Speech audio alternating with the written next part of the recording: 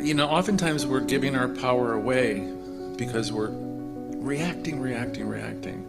Our human tendency is always to go to the world of form and to talk about people, places, and things, and what's wrong and what's missing.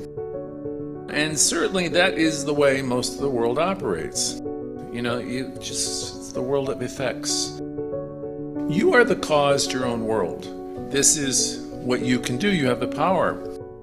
It's much more difficult to take what is called the road less traveled, which is to live in the world from a spiritual vantage point, to think for yourself. That's a gift.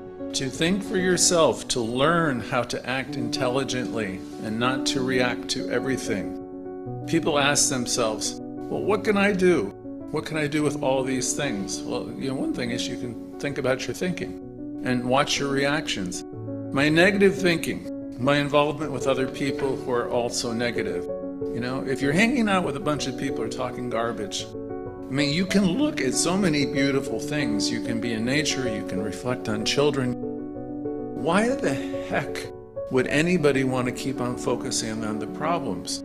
Because if you keep focusing on the problems and who's right and who's wrong and what's missing, you've got to understand, if that's your point of view, if that's your focus, if this is what you're determined to see, it will multiply. You'll see more of it.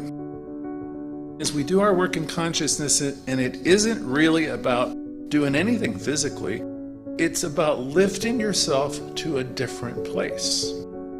If you reflect back a little bit, not that we're big believers in looking backward, but if you do, you can see, my goodness, all these tough times and situations and people and relationships have brought you to a place of such wisdom and such knowing. And you can honestly see, if you want to say, the hand of God in it. You can see, my God, everything that happened really brought me to a much higher place. You've grown a lot, and you can understand and discern that, there's something in life that's kept you moving forward, and you've grown, and you will continue to grow because that's what life does.